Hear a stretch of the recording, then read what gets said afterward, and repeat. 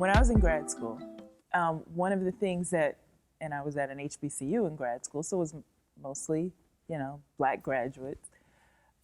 One of the things the Black women would lament about is the fact that there weren't very many Black men in grad school with us to have dating options. And so as you get, and I've in some of my research, I looked at the fact that as you get to each level, master's degree, PhD, the numbers of Black men shrink. And there's not a whole lot of Black men teaching K through 12, nor are there as many teaching as professors. So what made you want to become a college professor? Yeah, no, that's a great question. So, I started as an actor and director, and whenever I would act in a show, people sort of gravitated toward me for advice. They wanted to, they sort of went like, well, how did you do that? Or like, tell me about your process. And so I, started sharing, and people would ask me to do some coaching. And then coaching and sharing turned into people asking me to direct things for them. Different theater companies would go, I've heard good things about how you talk to actors.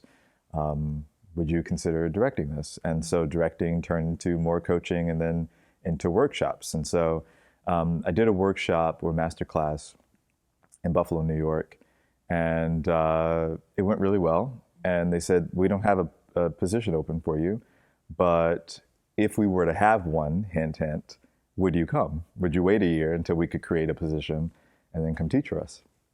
I said, yeah.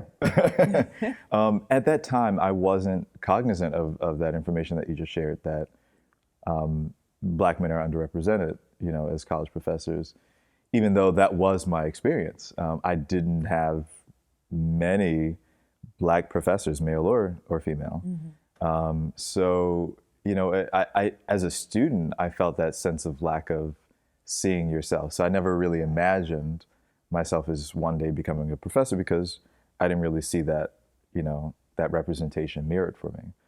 So when I came around to being open to teaching, I thought of what a wonderful opportunity that would be to be that representation that I lacked in my experience, right. Because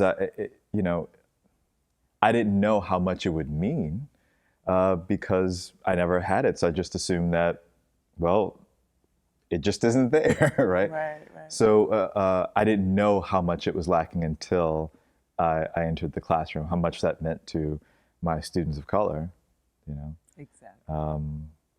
Yeah, what about for you?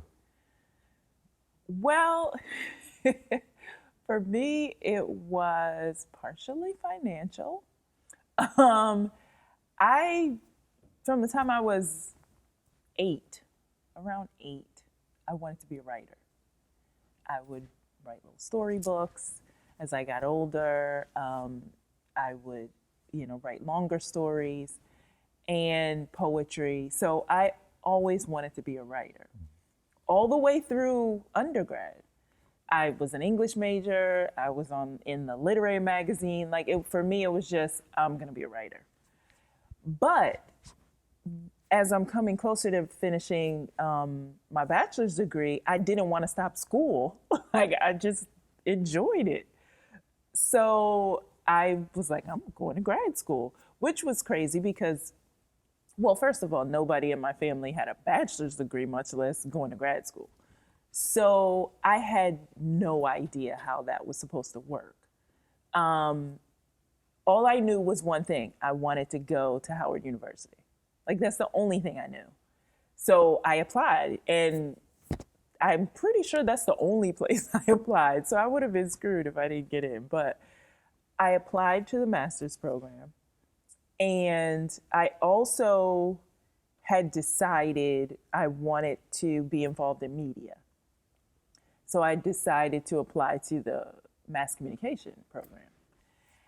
But I didn't know how I was going to pay for it. So I was like, okay, I want to go to an HBCU. I want to go to Howard. I applied. I got in. But then I thought, wait, how am I supposed to pay for this? So someone mentioned to me, I started making random calls. And someone mentioned the possibility of being a TA, which is a teaching assistant, as you know. Some of our viewers may not. But I didn't know what that was at the time. And so it was explained to me that if you're a teaching assistant, they'd pay your tuition. The university will pay your tuition. And I thought, well, I'm going to be that. And I hadn't applied. Technically, I was supposed to apply to be a TA when I applied to the university. Didn't know that either. So I was already in. And again, I started making cold calls to the university. I lucked out and I got in touch with the Center for Academic Reinforcement. Didn't know what that was, but it turns out that they teach more remedial level writing classes for students who got into the university but needed work in their writing. And since I had my nice, fresh, brand new bachelor's degree as an English major, they thought I could teach that. And they gave me an instructor's manual and said, you got it, you can do it. And that's how I started teaching. And so in undergrad, I only had one Black female professor. I don't think there were any Black men, actually. I take that back. There was one adjunct who was a Black man, and he taught a history class, and I took him. Basically, as a member of the Black Student Union, we took, anytime we heard there was a Black professor on campus, we would just take that person. It didn't matter what they were teaching. So luckily for me, the only Black female professor I had was an English professor, so I was in heaven. But I still didn't necessarily think about being a professor until I was offered the opportunity to be a TA. And that's where, I've been teaching ever since. I was a TA and then just continued teaching, and that became my thing. You bring up such a good point about that importance of representation, and how all the students would run to that professor. Yeah. Oh, yeah. I admire that, and I'm a bit envious.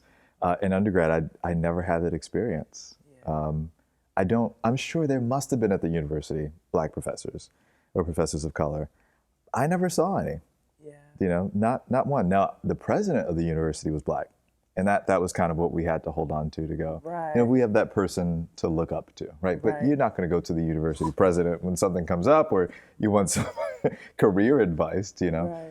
Not that we couldn't get it from our other professors, but that sense of seeing yourself reflected just wasn't there. And even in grad school, we only had one Black professor who you couldn't have until your second year, and he only taught one class. Wow. But that was a cool experience, but even our diversity coordinator was white. And so there just wasn't anyone to go to address certain issues. Right. And I'm sure we'll talk about these, but there were tons of issues, right. Where students were being taunted and discriminated against, and tons of microaggressions. And you had to sort of grin and bear it in a way, right. Just push it down and not talk about it, Yeah, but you bring up a good point, which will be reflected in our show. It's a lot of pressure to be a Black professor at a white university, because then the Black students do see you as that beacon, and oftentimes do start coming to you. They're not going to go to a president of the university, but certainly we literally in undergrad had a Black Student Union meeting to say that, guess what, a Black woman was hired. She wasn't hired until my second year. And we had a meeting and said, there's a Black woman being hired in the English department. A bunch of the folks I was an English major, but a bunch of the folks in Black Student Union weren't English majors, but we were literally all registered for her class that spring. Like almost the whole BSU was in her class. It was African-American writers. I loved the class because I was an English major, but yeah, and for her, and it's funny because she's a mentor to me to this day. I had a conversation with her just last week, and she was laughing about that class, and she was just talking about how she just became our person. to go to. Like I went to her office and literally just introduced myself when she was hired because I needed that. And a couple years later, I was her work study student. She created opportunities for me to study abroad. I did the Washington internship because of her. So it's a lot. It's a lot of pressure because we were in undergrad, it was about 5% Black. But a good majority of that 5% went to her for all kinds of things. And she, she understood the gravity of that. And so she helped us in every way that she could. Yeah. I've been speaking about representation, but as I hear you talk about this, it's not just representation, it's resources. Absolutely. Yeah. Absolutely. Because I never even heard of the Washington internship before she told me about it. And I, got an opportunity to intern for the American Council on Education, which I also had never heard of. So yeah, absolutely. Those kind of resources are important.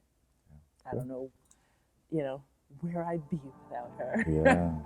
Wow. Neat.